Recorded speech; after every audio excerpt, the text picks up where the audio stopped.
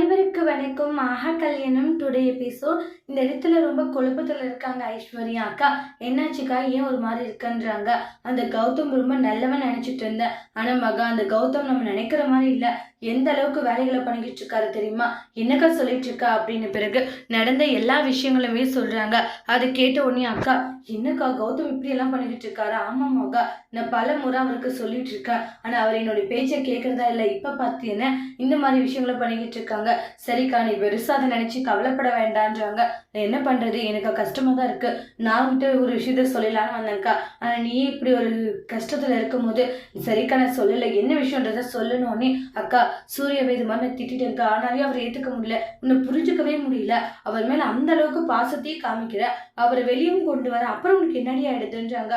அதுக்காக அவரை என்னால ஏத்துக்க முடியலன்றாங்க.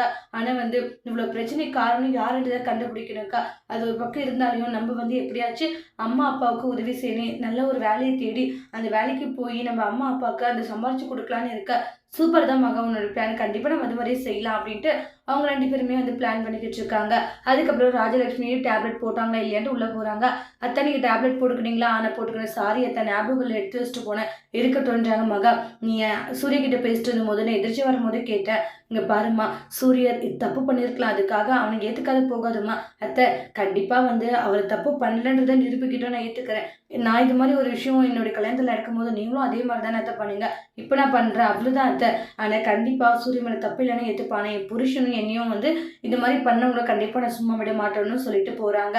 ராஜலட்சுமி மகாவை நினைச்சு ரொம்பவே பெருமையா நினைச்சிட்டு இருக்காங்க. அதுக்கப்புறமா இந்த இடத்துல அந்த லெட்டரை யார் வாங்கியிருப்பாங்கன்ட்டு மகாவுக்கு ஐஸ்வர்யா குழப்பமா இருக்கு.